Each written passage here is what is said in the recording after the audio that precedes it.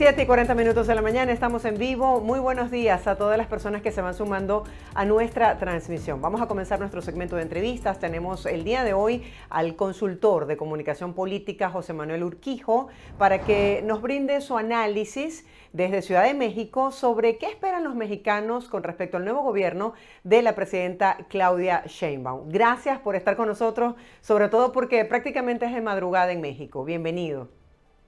Gracias a ustedes y buenos días para allá, todo Venezuela. Pues efectivamente ayer tuvimos la protesta, el evento de donde rinde protesta la primera mujer presidenta de este país. Y yo creo que de inicio me parece importante destacar que es un hecho histórico que en 200 años de república que tenemos como país, por primera vez vamos a tener a una mujer presidenta. Y es una mujer presidenta que, si revisamos los datos de cómo llega ella al poder, pues es una de las mujeres más poderosas. Es más, yo diría que es la presidenta con mayor poder en los últimos 70 años probablemente, ¿no? Estamos hablando de que hoy su partido, que apenas lleva de fundado 10 años, pues ha logrado retener la presidencia de la República 2 ocasiones y también pues ha logrado tener más de 22 gubernaturas, ha logrado retener también más de 23, 24 congresos locales, tienen la mayoría calificada en la Cámara de Diputados y también en la Cámara de Senadores.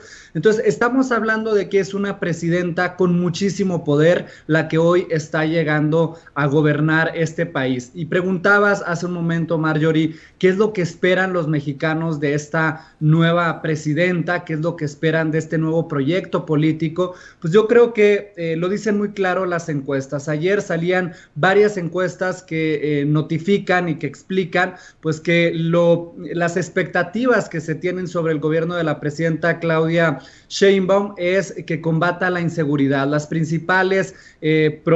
principales problemas que hoy tiene el país son la violencia y la inseguridad, y que si bien le reconocen al presidente López Obrador un arduo combate a la pobreza, a las desigualdades, pues también en ella esperan que se mantenga lo que hizo el presidente López Obrador, pero en términos de necesidad, en términos de problemas, creen que la presidenta Claudia Sheinbaum debe entrarle con todo, y además confían los mexicanos, así lo dicen las encuestas, pues que será quien ayude a mejorar los problemas de inseguridad y violencia que tiene el país. Pero déjame ir un poco más al detalle de lo que ocurrió ayer, tanto en el evento formal, protocolario en la Cámara de Diputados, que es lo que vemos en pantalla, donde ella pues toma protesta, recibe la banda presidencial de parte se le entrega el presidente López Obrador a la presidenta del Congreso, Ifigenia Martínez, que es un símbolo de la izquierda mexicana. Es una mujer que cuando nació las mujeres no podían o no tenían derecho al voto, y que fue una de las pioneras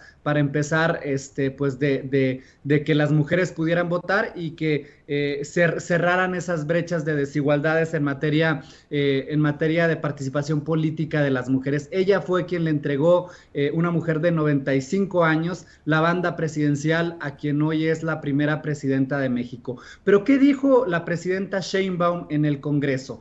Yo creo que de manera transversal podemos hablar de la relevancia que va a tener el género de la mujer a lo largo y ancho de estos 6 años que le va a tocar gobernar a la presidenta Sheinbaum.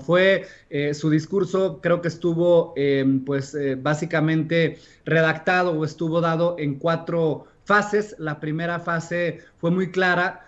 Al reconocer al presidente Andrés Manuel López Obrador, hay que recordar que son del mismo partido, reconocer el movimiento que los ha llevado pues a tener el poder y a retener el poder, y también a resignificar toda la lucha histórica que el presidente López Obrador, como opositor en lo que ellos llaman un fraude del 2006 y en lo que después dijeron que la historia los iba a juzgar, pues ayer Claudia Sheinbaum cerró ese capítulo diciendo: la historia nos juzgó, es el presidente con mayor retención de popularidad, que cierra su sexenio, y bueno, pues también con un refrendo de votos histórico que tuvo la propia Claudia Sheinbaum. Entonces esta fue la primera gran etapa de su discurso, reconociendo lo que hizo el presidente Andrés Manuel López Obrador y pues prácticamente dándole las gracias. Y algo que se cuestionaba mucho entre los analistas y entre la opinión pública, si el presidente se retira de la vida pública del país o si va a mantenerse, ¿no? Ella prácticamente lo que dijo es: gracias, presidente, usted se va a escribir a su rancho, se retira de la vida pública y ahora pues prácticamente sigo yo de gobernar. En una segunda etapa de su discurso en Palacio Legislativo de San Lázaro, después de recibir la banda presidencial, la presidenta pues también se refirió a lo que va a ser su gobierno, ¿no? A los proyectos y las promesas con las cuales ella llegó a convertirse en presidenta de México, y lo que vimos es básicamente una promesa de continuidad. El presidente López Obrador cerró su sexenio con 67% de aprobación y pues estamos hablando de que la gente pidió continuidad en el proyecto de nación que se está viviendo hoy en México. Lo que vimos también en esta tercera parte de su discurso, pues básicamente es un cambio de lo que yo llamo un cambio en el estilo de gobernar que va a tener ella, ¿no?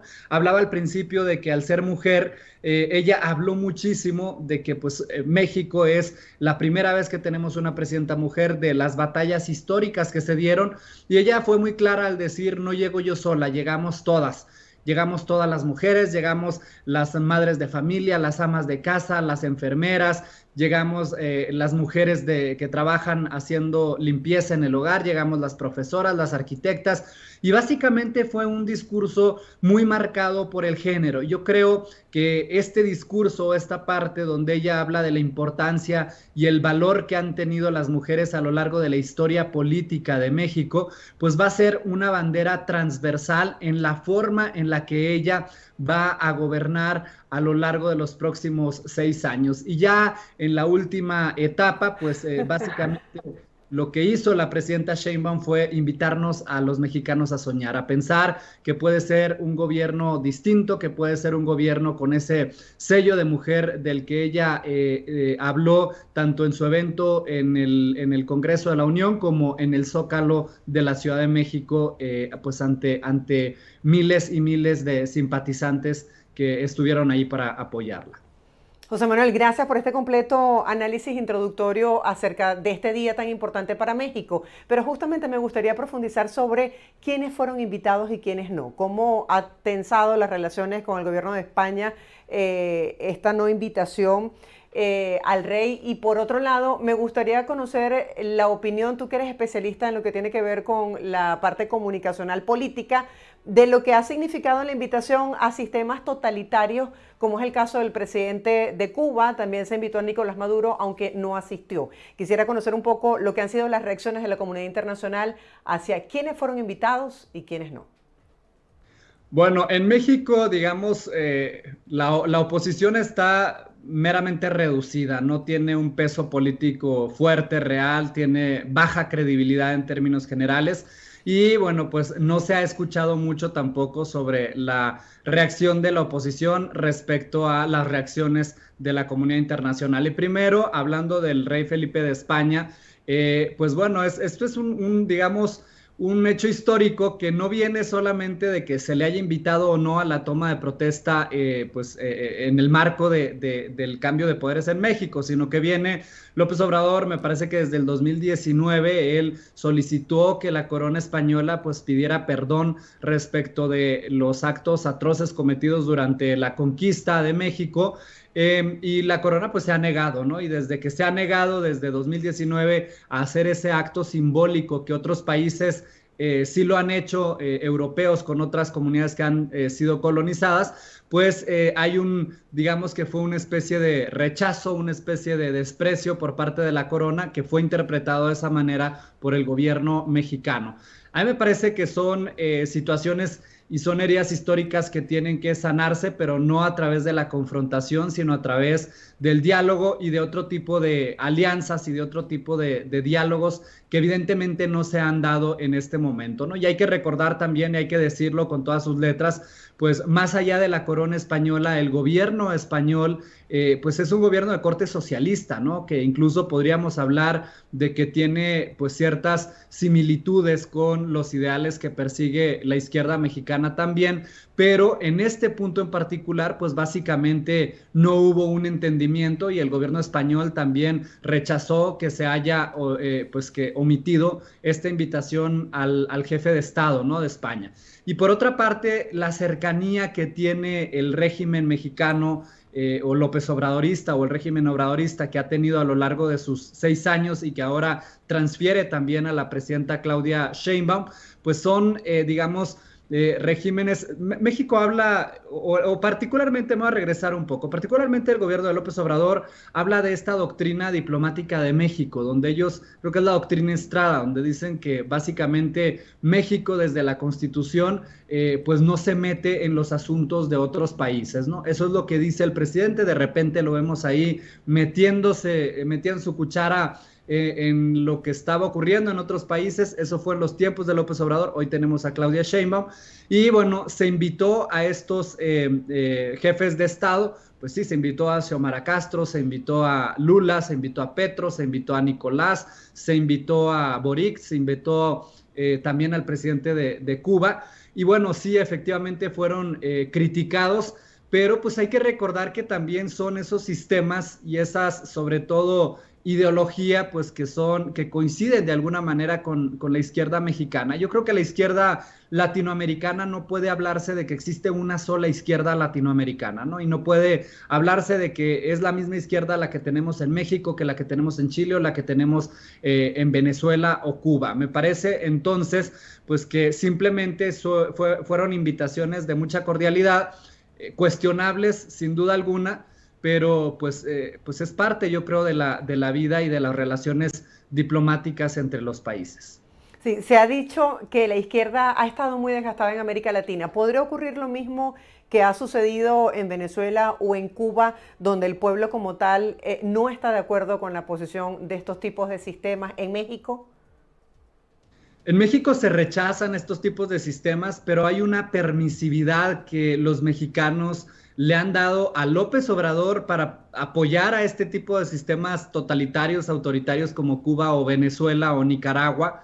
El mexicano es complejo, ¿no? Te digo, o sea, rechaza por una parte este tipo de sistemas autoritarios y vemos lo que ocurre en Venezuela y hay un rechazo generalizado a lo que ocurre en Venezuela, pero aún así le permiten al presidente López Obrador posicionarse de alguna manera a favor de estos sistemas totalitarios, ¿no? Entonces es medio complejo poder explicarlo porque sucede, es una contradicción que tenemos y al mexicano creería yo, entendería yo que no le interesa y no le gustaría vivir en un sistema tanto como el de Cuba o como el de Venezuela o el de Nicaragua. Sin embargo, al presidente se le permite hacer ese tipo de declaraciones y parece que no le hacen, pues no le quitan un pelo a un gato, ¿no? Ahora hay que ver también qué es lo que va a pasar, cuál va a ser el posicionamiento de la presidenta Claudia Sheinbaum. No creo que sea muy distinto, probablemente no sea a lo mejor tan abierta a la hora de apoyar este tipo de regímenes, pero sí regrese otra vez a la doctrina Estrada, que es la autodeterminación de los pueblos y que no meterse, digamos, en ese tipo de conflictos y que sean los propios países los que resuelvan ese tipo de conflictos, a pesar de que, como en Venezuela, sabemos pues que no lo van a resolver solos, ¿no? Se va a resolver, no sé cómo se va a resolver el problema que tienen ustedes en Venezuela, pero evidentemente una autodeterminación de los pueblos, creo que no es, ya nos queda claro que no es la salida, ¿no? En Venezuela. Hablemos un poco acerca de esos puntos que identifican los gobiernos de izquierda y que tienen que ver muchas veces con la intención de cambiar la Constitución para hacer esta reelección indefinida. ¿Los mexicanos sienten preocupación en torno a estas posibles reformas? Bueno, mira, particularmente en esto que acabas de mencionar, la presidenta Sheinbaum lo dijo en su primer discurso en el Zócalo de la Ciudad de México cuando recién ganó. Y lo dijo ayer también otra vez en el Zócalo, no a la reelección. El tema de la reelección en México, fíjate, déjame contarte un poco de contexto, resulta que es como si fuera un fantasma, decimos nosotros, es el coco de la política mexicana, la reelección. ¿Por qué? Porque también sufrimos una dictadura de distinto corte como la que se ha sufrido en otros países y estamos hablando de una dictadura que ocurrió, o bueno, más bien que culminó en una revolución que es la Revolución Mexicana, que culminó después en la Constitución de 1917 y que a partir de entonces quedó en la Constitución la no reelección para ningún cargo público. En 2014 me parece una reforma político-electoral donde se permitió la reelección en ciertos cargos de elección popular, como por ejemplo los legislativos, tanto locales como federales en el Senado y en la Cámara de Diputados, y también en las alcaldías se permitió esta reelección. Sin embargo, volviendo otra vez a los postulados de la doctora Claudia Sheinbaum y al mensaje, al discurso que dio ayer, anunció, o más que anunciar, yo creo que reafirmó que va a presentar una iniciativa de reforma para que otra vez se vuelva a prohibir la reelección en cargos de elección popular, tanto de presidentes municipales como de diputados locales, diputados federales y senadores. Y además fue todavía más allá y más dura la presidenta al decir que se va a prohibir que en México la esposa o un hijo directo, un pariente directo, un familiar directo del político en el mando, pues le ceda su espacio a manera de reelección. Entonces habló ella de esa propuesta de reforma a la Constitución donde se va a prohibir que un familiar directo pues mantenga el poder a través o la persona que está se reelija a través de un familiar directo, ¿no? Entonces creo que en términos del fantasma ese que existe de la reelección, pues ellos están diciendo que no a la reelección, ¿no? Y durante 6 años, o bueno, durante toda la vida política de López Obrador, cuando fue opositor, se le acusaba y se le señalaba que él iba a ser un presidente que se iba a reelegir. Al final no ocurrió y pues el miedo ese o el mensaje de miedo que querían lanzar la oposición, pues simplemente pierde credibilidad en torno a un presidente que hace lo contrario, no se reelige. Correcto. Y por el contrario está mandando una reforma para evitar la reelección, ¿no? Sí, es que ya videos y grabaciones de eso tenemos muchísimos en relación a lo que anuncian durante campaña y luego cuando llegan al poder pues ya cambian de posición. Pero me gustaría que habláramos un poco acerca de la libertad de prensa, de la situación con los medios de comunicación y de los hechos de violencia que han ocurrido en el país y que le han quitado la vida a numerosos periodistas y comunicadores sociales en México.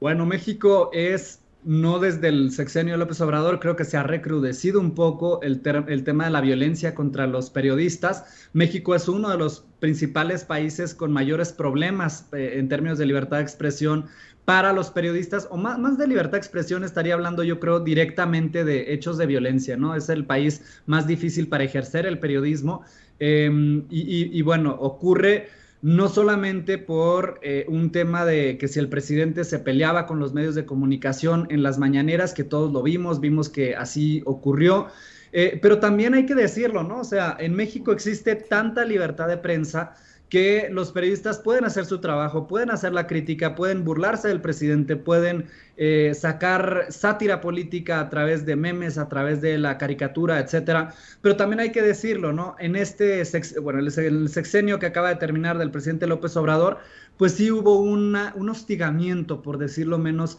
a la prensa crítica, ¿no? Un hostigamiento en cuanto a, por ejemplo, a los principales periodistas, no voy a decir opositores, pero que criticaban más su gobierno. El presidente los exhibía en sus conferencias mañaneras, exhibía pues cuánto ganaban, exhibía si habían tenido contratos con el Estado, si tenían deudas en materia fiscal, exhibía sus datos personales y eso al final pues sí representa un ataque a la libertad de expresión o digamos que es una manera distinta de persuadir, una manera distinta de hostigar a los periodistas, ¿no? Ya no se hace como antes que por temas políticos o los mandaban matar o los mandaban secuestrar o pues que era mucho más frontal o directa la violencia. Hoy fue mucho más simbólica.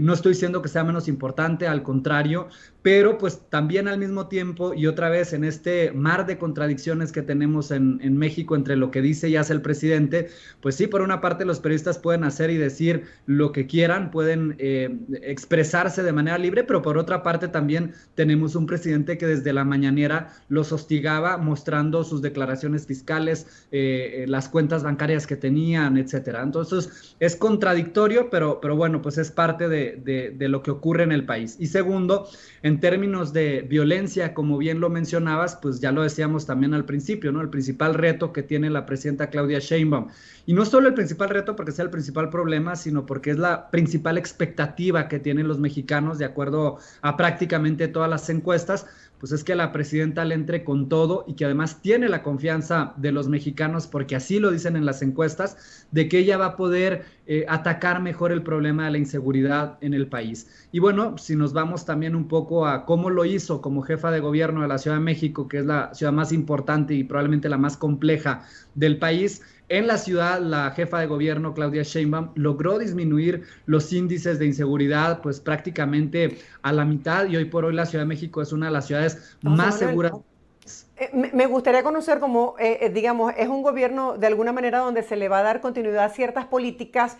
¿Cuáles son esas políticas que piensa impulsar la actual presidenta en materia de la lucha contra el narcotráfico y también contra la corrupción? Mira, la presidenta Sheinbaum, siguiendo con el tema que traía anteriormente de la inseguridad, te digo, en la ciudad realmente hizo un buen papel en temas de seguridad. Si tú preguntabas a la gente cuál era el principal problema de la ciudad, seguían diciendo que era la inseguridad, pero al mismo tiempo tú revisabas los datos y veíamos pues que la inseguridad había bajado en términos estadísticos a prácticamente la mitad. ¿Y qué es lo que ella ha dicho? Pues bueno, que va a replicar el modelo de lo que hizo en la Ciudad de México a nivel federal. Eso es lo que prometió en campaña, lo ha mencionado como presidenta electa y ahora también como presidenta pues ya constitucional, ¿no? De hecho, el secretario de Seguridad Ciudadana de la Ciudad de México, pues va a ser el nuevo secretario ahora de Seguridad Ciudadana en el país. ¿Y qué es lo que hizo ella en la ciudad? Pues ella implementó un sistema de inteligencia en el cual había una comunicación constante entre la Secretaría de Seguridad Ciudadana, la Fiscalía General de la Ciudad de México y pues los jueces. Entonces, en términos de que hay una mayor coordinación y que había una mayor coordinación también pues con los jefes alcaldes ahora de la Ciudad de México, ¿no? Entonces, ese modelo se dice que se va a replicar a nivel nacional. Yo no veo un cambio real en términos de cómo combatir a la delincuencia. De hecho, lo que veo es pues que hoy la Guardia Nacional, que era con mando civil, acaba de pasar hace apenas una semana prácticamente a la Secretaría de Defensa Nacional, me parece, o a las Fuerzas Armadas, pero ya no va a tener un mando civil, ¿no? El mando civil, pues como jefa de Estado, ella es la jefa también de las Fuerzas Armadas. Se supone que ella sigue siendo, no se supone, más bien, ella sigue siendo la jefa máxima de las Fuerzas Armadas en el país y sigue siendo pues un mando civil en términos de como jefa de Estado, ¿no? Sin embargo, pues era una guardia que se supone que era de corte civil, que se supone que no iba a estar tocada por los militares y que ahora vemos que sí va a estar tocada por los militares. Ahora, es distinto gobernar la Ciudad de México en términos de combate a la inseguridad que los problemas a nivel nacional, que son de narcotráfico, que son otro tipo de problemas mucho más complejos, que necesitamos sí la coordinación de la que hablaba por parte de las fiscalías, de las secretarías de seguridad de los estados, pero pues hay que ver cómo lo van a implementar, ¿no? Se nos acaba el tiempo, pero para finalizar brevemente, ¿qué propone ella con respecto a un plan de acción en materia económica?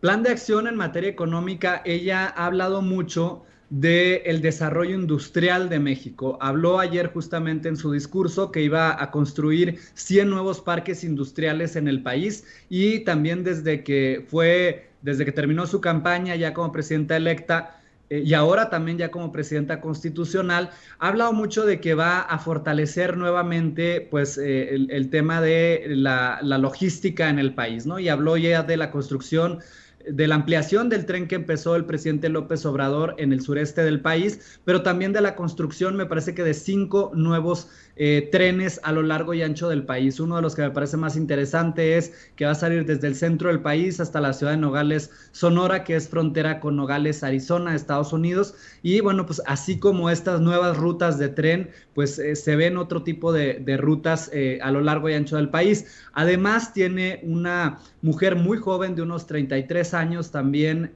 como consejera con la presidenta del Consejo Económico de la presidenta Sheinbaum, donde también se habla mucho, y ayer incluso también en su discurso, pues se habló de cómo vamos a hacer para relocalizar las empresas que a lo largo y ancho del mundo pues quieren venir a México para instalarse y estar pues más cerca de Estados Unidos y que quieren convertir de alguna manera a México en ese hub industrial que pueda retener muchas empresas que por la situación geográfica de México pues les interesa estar en el país. El reto de la presidenta Sheinbaum es que esas nuevas inversiones, y así lo ha dicho también ella, no se queden solamente en el norte del país, que está bastante industrializado y que tiene niveles de desigualdad muy inferiores a los que tenemos en el centro y sur del país, y que estas nuevas empresas, esta relocalización, pues prácticamente vaya para todos los estados y que no solo se concentre en la zona norte, sino también en la zona sur y centro del país.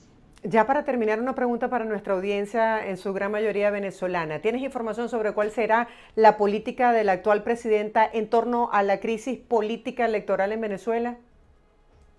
Mira, yo creo que voy a hablar un poco de lo público, lo que existe ya en los posicionamientos públicos, ¿no? No podemos esperar que el posicionamiento de la doctora Claudia Sheinbaum sea diametralmente distinto al posicionamiento del presidente López Obrador. Es más, yo creo que va a ser muy similar.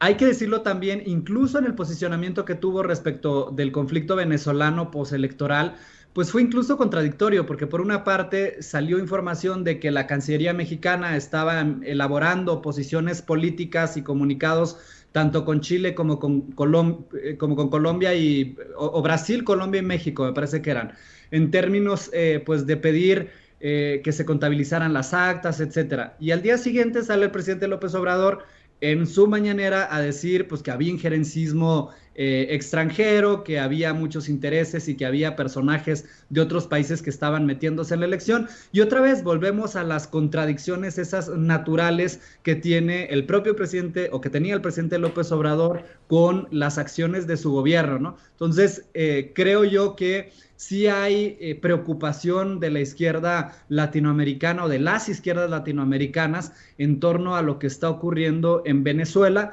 pero pues estoy convencido yo de que no va a ser una posición pues que digamos diametralmente distinta a lo que han venido mencionando, ¿no? Es decir, no creo que sea confrontativa con Nicolás Maduro, creo que va a buscar algún punto medio, va a buscar más diálogo, va a buscar a lo mejor un poco lo que pide la oposición, pero sin golpear al presidente Nicolás Maduro. Ahí creo que toda la expectativa, ¿no? Respecto de lo que va a ocurrir. Por este excelente análisis donde nos has explicado perfectamente cuál es el contexto, lo que se espera y cuáles podrían ser las tendencias con todo y las contradicciones. Gracias por estar con nosotros y por permitir que compartas con la audiencia a pesar del madrugonazo. Feliz día para ti, José Manuel. Muchas gracias y buenos días para ustedes. Era José Manuel Urquijo, consultor político, analizando el día de hoy pues la importancia de la investidura de la nueva presidenta de México, Claudia Sheinbaum, y sobre todo de lo que viene aquí en adelante en diferentes políticas, en especial la política exterior con otros países, caso específico Venezuela. Hacemos una breve pausa comercial, ustedes no se aparten, al regreso mucho más de Buenos Días por VPI TV, quédese con nosotros.